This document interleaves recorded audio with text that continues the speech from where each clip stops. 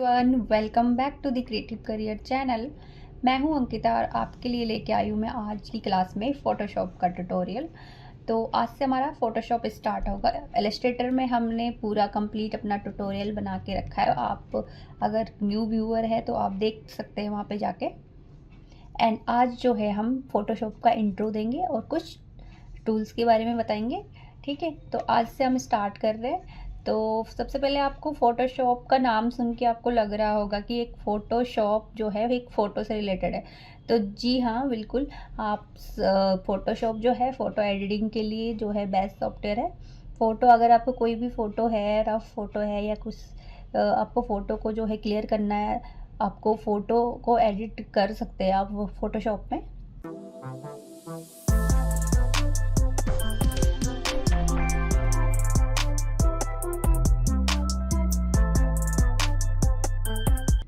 ठीक है, तो फ़ोटोशॉप जो है एक अडोब का ही सॉफ्टवेयर है। जैसे कि इलस्ट्रेटर आपने सीखा तो उसमें भी जो है वो भी अडोब का है।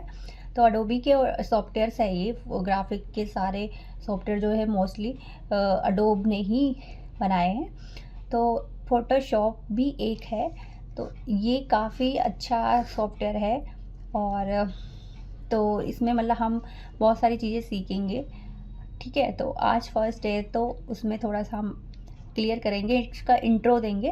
तो फ़ोटोशॉप होता क्या है, फ़ोटोशॉप और इलस्ट्रेटर में क्या डिफरेंस है, मतलब उसमें भी इसका इंटरफेस भी आपको सेम ही दिखेगा एंड टूल्स भी बहुत सारे सिमिलर हैं। तो ये है कि इसमें थोड़ा सा अलग तरीका होता है, यूज़ करने का अलग तरीका है थोड़ा बहुत कुछ टूल्स का, बाकी आपका सेम है। तो यहाँ पे हम आज की क्लास में सीखेंगे कि फ़ोटोशॉप में किस तरह से हम वर्क करेंगे, किस चीज़ों को किन किन चीज़ों को हमको जो है ध्यान देना है, कौन सी जो है इम्पॉर्टेंट चीज़ है जो हमें यहाँ पे ध्यान देनी है। जैसे कि इलस्ट्रेटर जो है हमारा वेक्टर बेस्ड सॉफ्टवेयर है, ये रास्टर बेस है। रास्टर बेस फ़ोटोशॉप है। तो फ़ोटोशॉप ये रास्टर एंड वेक्टर है क्या, तो फर्स्ट चीज़ तो ये बता दूं मैं आपको। जैसे कि वेक्टर वो जो होते हैं हमारे, वेक्टर जो है उस कोई भी वेक्टर हम क्रिएट करते हैं तो उसके जो एजेस होते हैं, उसके जो कॉर्नर्स होते हैं वो स्मूथ होते हैं। बट यहाँ पे जो है, जो भी हम ऑब्जेक्ट लेते हैं या कुछ भी ग्राफिक करते हैं तो यहाँ पे उसके एजेस जो है पिक्सेलेट होते हैं। तो पिक्सेलेट ये है कि यहाँ पे आपको प्रॉपर साइज़ लेके काम करना पड़ता है, प्रॉपर लेयर लेके काम करना पड़ता है। और इलस्ट्रेटर में ऐसा नहीं है। आप वहाँ पे कोई भी साइज में अगर आप कुछ भी मतलब आप ग्राफिक डिज़ाइन कर देते हो और फिर आपको उसको कन्वर्ट करना है बड़े साइज में, तो आप वहाँ पे कर सकते हैं, उसके एजेस पे कोई फ़र्क नहीं पड़ेगा। ठीक है, वो स्मूथली हो जाएगा। बट यहाँ पे आपको ध्यान रखना है, अगर आपने प्रॉपर साइज़ नहीं लिया एंड देन आपको बड़े साइज में कन्वर्ट करना है तो वहाँ पे वो पिक्सेलेट हो सकता है। तो इस चीज़ का ध्यान आपको पहले ही रखना है। ठीक है, तो हम स्टार्ट करते हैं, चलते हैं हम अपनी कंप्यूटर की स्क्रीन पे। सबसे पहले आपको ज़रूरी चीज़ों को समझना है। तो फर्स्ट मैं यहाँ पे आ गई हूँ, हमारे ये मैंने मतलब ओपन करके रख दिया था, यहाँ पे रखा था यहाँ पे। तो यहाँ पे आप फाइल में जाएंगे, न्यू आपका सबसे पहले ओपन करेंगे तो आपको ये ऑप्शंस आएंगे। तो यहाँ पे आप नेम दे सकते हैं। नेम हम रखेंगे, हमारा फर्स्ट डे है फ़ोटोशॉप का, तो फ़ोटोशॉप क्लास 1 आज हमारा है। एंड सेकंड आपका यहाँ पे प्रीसेट आपको दे रखे हैं ऑलरेडी साइज़ के, यूएस पेपर साइज़ आप ले सकते हो या फिर मैंने यहाँ पे कस्टम ही रखूँगी। एंड यहाँ पे हाइट एंड विड्थ है। हाइट एंड विड्थ मैंने यहाँ पे एक थंबनेल की साइज़ की रखी है, थंबनेल साइज रखा है मैंने यहाँ पे। और यहाँ पे पिक्सल में मैंने रखा है। अदर यहाँ पे ऑप्शन है वो भी आप ले सकते हैं, अगर आप किसी चीज़ के लिए बना रहे, पोस्टर डिज़ाइन कर रहे, कुछ आपको प्रिंट आउट कराना तो आप इनका यूज़ कर सकते हैं, इंचेस का, सेंटीमीटर का। ठीक है, रेजुलेशन हम 72 रखेंगे। 72 इसलिए रखेंगे क्योंकि जो भी अगर हमें स्क्रीन के लिए आपको वर्क करना है तो आपका रेजुलेशन जो है 72 पे ही वर्क करेगा। ठीक है, यानी आपको प्रिंट के लिए करना है तो आप 300 कर सकते हैं, बट आपका रेजुलेशन यहाँ पे 72 इसलिए क्योंकि आपको कहीं स्क्रीन पे ही दिखाया है, कहीं और नहीं दिखाना है। ठीक है, एंड RGB कलर यहाँ पे हैं, बाकी और भी कलर दे रखे। 8 बिट रखेंगे हम एंड यहाँ से ओके कर देंगे। तो ये हमारा जो है यहाँ पे एक ये वाइट बोर्ड आ गया है हमारा आर्ट बोर्ड। ठीक है, तो फर्स्ट हमारे यहाँ पे पैनल्स है, जैसे कि यहाँ पे है लेयर्स का पैनल्स। ठीक है, कलर के स्विचेस है, और यहाँ पे हमारा मेन्यू बार है और ये टूल बार है। तो ये सेम इंटरफेस आपने इलस्ट्रेटर में भी देखा है, तो यहाँ पे भी सेम ही आपका इंटरफेस है। बट आपका जैसे एक छोटी सी चीज़ है कि जैसे कि आप वर्क कर रहे हैं, कुछ भी चीज़ें आपकी इधर उधर हो जाती है जैसे, ठीक है, तो ये सब चीज़ें जैसे ऐसे यहाँ पे बिखर गई, आप सोच रहे हो अब क्या होगा, आप कैसे करेंगे इसको एडजस्ट कैसे करें। तो इसके लिए आपको फर्स्ट यहाँ से आप एसेंशियल पे जा सकते हैं और रीसेट एसेंशियल यहाँ से कर सकते हैं, तो ये बैक टू पोजीशन आ जाएंगे। ठीक है, सेकंड चीज़ आपका जैसे फिर से ये यहाँ पे कुछ इधर उधर हो जाता है, पैनल्स कोई भी इधर उधर हो जाता है आपका, तो यहाँ पे विंडो में जाके आप सेकंड ऑप्शन आपके पास यहाँ से भी कर सकते हैं रीसेट एसेंशियल। तो यहाँ पे आपका फिर से डिफ़ॉल्ट पोजीशन पे आ जाएगा। ठीक है, तो आप इस तरह से, मतलब ये बेसिक सी चीज़ें हैं जो हो जाती है वर्क करते करते और आप एकदम से घबरा जाते हो, तो यहाँ से आप इस तरह से सेट कर सकते हो चीज़ों को। ठीक है, तो शुरू करते हैं। यहाँ पे हमारे टूल्स है, तो हम टूल्स सीखेंगे आज। हमारा एक दो टूल हम क्लियर करेंगे। अभी आपने पूरा चीज़ें मैंने बता दी, बेसिक चीज़ें। एक और इम्पॉर्टेंट चीज़, फर्स्ट चीज़ मैंने आपको बताई थी कि मतलब आपको इसमें प्रॉपर साइज लेना है। ठीक है, सेकंड चीज़ आपको यहाँ से जो है लेयर्स पे काम करना है। इलस्ट्रेटर में हमें लेयर पे वर्क नहीं करना पड़ता था, क्योंकि हम लेयर देखते ही नहीं थे, हम बस अपना क्रिएट करते रहते थे, नए नए ऑब्जेक्ट क्रिएट करते रहते थे, और लेयर्स वो अलग अलग लेयर्स में खुद ही जो है डिवाइड होते रहते थे, अलग अलग सेपरेट होते रहते थे। बट यहाँ पे आपको न्यू लेयर लेनी है पहले, देन आपको वर्क करना है कोई भी, क्योंकि अगर आप कोई भी लेयर अगर नहीं लेते हो,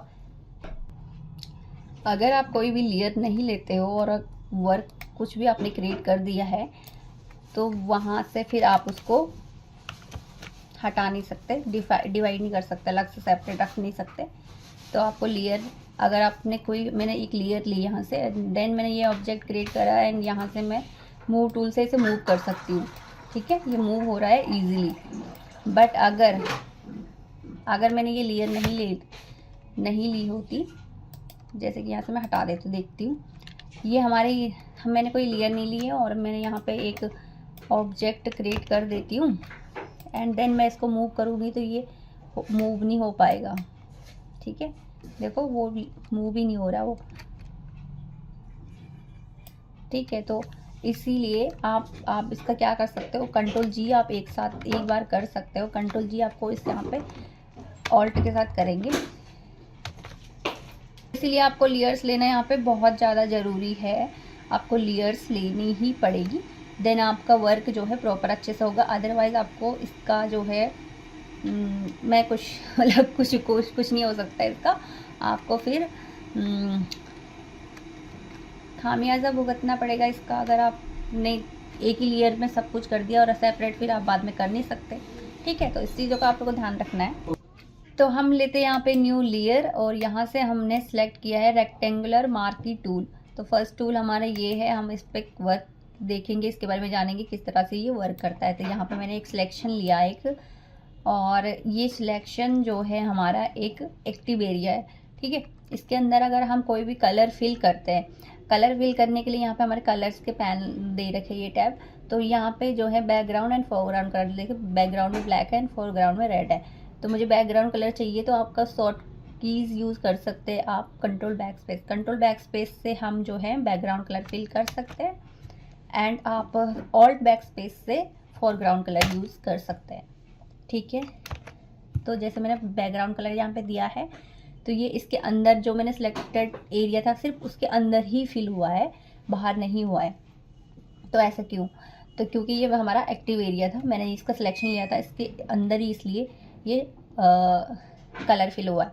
अगर आप चाहते हो कि ये सिलेक्शन के अंदर नहीं फिल हो और बाहर हो, तो उसके लिए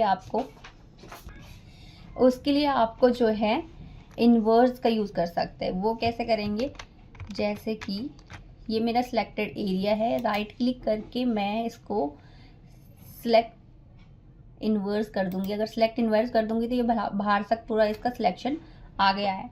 तो अगर मैं इसके बाद कलर फिल करूँगी कंट्रोल बैकस्पेस तो ये बाहर फिल हो जाएगा। ठीक है, इसके जो सिलेक्टेड एरिया था उसके अंदर नहीं बल्कि बाहर फिल हुआ, क्योंकि मैंने सिलेक्ट इन्वर्स कर दिया था। ठीक है, तो इन्वर्स करके आपका बाहर आप पूरा कलर ले सकते हो, जिस एरिया में आपने नहीं करना तो वहाँ पे आप सिलेक्शन ले सकते हो।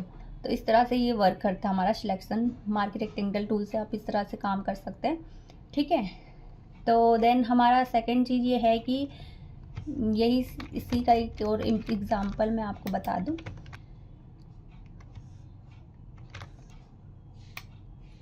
एक और चीज़, जैसे मैंने ये सिलेक्शन ले लिया है और जैसे आप ब्रश भी लेते हो तो मेरा ये एक्टिव एरिया है, इसके अंदर ही मैं ब्रश का यूज़ कर पाऊँगी, बाहर नहीं होगा। तो देखो, ये देखिए मैं बल्कि यहाँ से चला रही हूँ पर ये चल सिर्फ अंदर ही रहा है। ठीक है, बाहर ये सिलेक्शन हो ही नहीं रहा है, ये देखो।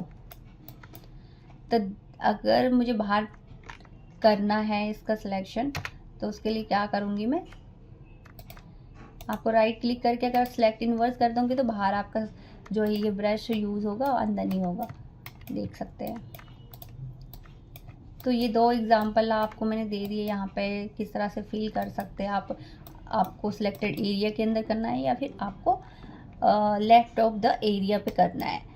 ठीक है, तो ये चीज़ आप इस तरह से यूज़ कर सकते हैं। तो फर्स्ट हमारा मार्की रेक्टेंगल टूल हमारे यहाँ पे क्लियर है, इस तरह से हम इसका यूज़ कर सकते हैं। नेक्स्ट हम क्या करेंगे कि हमारा ये और चीज़ें भी है इसमें, सारी चीज़ हम क्लियर करते हैं। यहाँ पे ऊपर देख सकते हैं आप, यहाँ पे कुछ ऑप्शंस हमको दिख रहे हैं। तो ये ऑप्शंस क्या है, ये आपने इलस्ट्रेटर में देखा होगा, पाथ फाइंडर में हमने ये चीज़ें सीखी थी। ठीक है, add to selection, subtract from selection and ये इंटरसेक्ट विद सिलेक्शन। तो ये चीज़ें क्या है, अभी हमारा इस पे था, हमने एक सिलेक्शन ले रखा है। अगर हमको कोई ऐड करना है इसमें सिलेक्शन, तो ये देखो वो सिलेक्शन हट रहा है, वही आ रहा है, मतलब ऐड नहीं हो रहा है इसी के ऊपर। जैसे कि जो हमने सिलेक्शन लिया है उसके ऊपर ये ऐड नहीं हो रहा, वो न्यू वही सिलेक्शन आ जा रहा है। तो अगर हम इस पर क्लिक करेंगे ऐड टू सिलेक्शन पे, ठीक है, तो ये हमारा सिलेक्टेड सिलेक्शन है और इसके ऊपर हम ऐड कर लेंगे और तो ये ऐड हो जाएगा। ठीक है, तो यहाँ से हमारा ऐड टू सिलेक्शन इस तरह से यूज हो जाएगा। नेक्स्ट है सब्ट्रैक्ट। तो सब्ट्रैक्ट, अगर मुझे इतना पार्ट सब्ट्रैक्ट करना है तो मुझे इतना ये हट जाएगा, यहाँ से ये सब्ट्रैक्ट हो गया। ठीक है, और थर्ड से हमारा इंटरसेक्ट। तो इंटरसेक्ट यानी जितना मैं पार्ट सेलेक्ट करूँगी उतना ही सिलेक्ट होगा, बाकी सब हट जाएगा।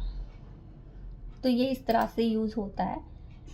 आप इस तरह से आप इसको यूज़, मतलब आप अपने यूज़ में अगर आपका आता है इस तरह से तो आप कर सकते हो। ठीक है, ये ऑप्शन यहाँ से इस तरह से यूज़ कर सकते हो। फैदर दे रखा है यहाँ पे।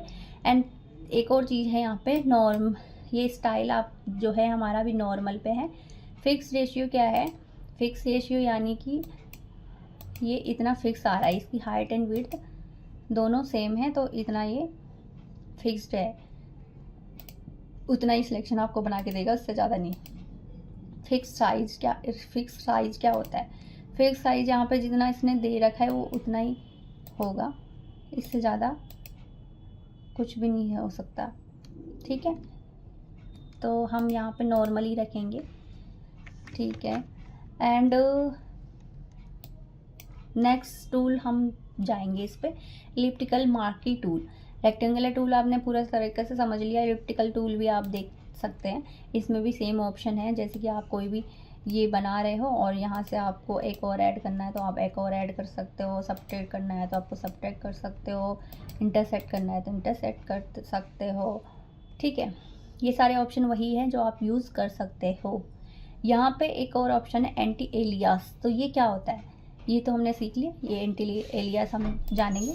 तो एंटी एलियास होता क्या है हम यहाँ पे जानेंगे। जैसे कि मैंने एक ये सिलेक्शन लिया, इसके अंदर मैंने कलर फिल किया। ठीक है, ये एंटी एलियास हमारा चेक नहीं था, यहाँ पे ऑन नहीं किया है मैंने, तो ये एक सिलेक्शन ले लिया। तो इसके हम कॉर्नर्स रेडियस देखते हैं किस तरह से है। तो यहाँ पे कॉर्नर रेडियस इसके बहुत ही ज़्यादा जो है शार्प है। ठीक है, बहुत ज़्यादा शार्प है। अगर हम इसको ऑन करेंगे, जैसे हम इसको ऑन कर लेंगे देन मैंने एक और मैंने जो है सिलेक्शन लिया एंड इसके अंदर मैं कलर फिर करती हूँ। तो इसके जो हम एजेस देखेंगे वो देखिए कैसे थोड़ा सा स्मूथ पिक्सलेट आ रहा है। तो यहाँ पे एक यही है कि एंटी एलियास हम अगर हमारा ऑन है तो यहाँ इसका जो कॉर्नर्स हैं वो स्मूथ से होते हैं, ठीक है। ये थोड़ा ब्लरी से स्मूथ से है और इसके एकदम शार्प है। तो इन दोनों में यही फ़र्क है। एंटी एलियास का यही वर्क है, आप ऑन ही इसको ऑन ही रख सकते हैं और यहाँ से आप इसके देखो कॉर्नर्स आप स्मूथ और इसके जो है बहुत ज़्यादा शार्प है। तो इस तरह से ये इसका वर्क है, मतलब इस तरह से ये शो करता है, ठीक है। तो ये थी छोटी सी बात। अब हम दोनों कर देंगे डिलीट, न्यू लेयर लेंगे एंड हम तो यहाँ पे हम जो है ये हमने एलिप्टिकल मार्की टूल सीखा, इसके बारे में कुछ हमने चीज़ें देख ली और हम एक एग्जांपल लेते हैं। तो मैं एक फ़ोटो ले लेती हूँ, unsplash.com से मैं एक पिक्चर लेती हूँ, फिर आपको बताती हूँ किस तरह से भी आप यूज़ कर सकते हैं। ये unsplash.com से मैंने एक पिक्चर्स ले ली है, कौन सी लूँ, ये ले लेती हूँ चेरी की, ठीक है। अब जो है ये न्यू लेयर पे लेती हूँ, ये हमने चेरी ले ली है और अब मैं यहाँ पे यूज़ करूँगी बेसिकली हम फैदर का यूज़ देख रहे हैं किस तरह से करेंगे। तो मैं एक सिलेक्शन मैंने ले लिया है ये ओवल सा और मैंने इसका सिलेक्शन ले लिया। आफ्टर दैट मैं इसको राइट क्लिक करूँगी और हमको फैदर यूज़ करना है। तो पहले हम करेंगे सेलेक्ट इनवर्स, सेलेक्ट इनवर्स कर लेंगे, देन राइट क्लिक करके मैं फैदर पे ही जाऊँगी और 500 यहाँ पे शो हो रहा है तो 200 मैं देखती हूँ करके एंड 200 एंड ओके। देन मैं इसको यहाँ से कंट्रोल बैक स्पेस से कलर दे दूँगी।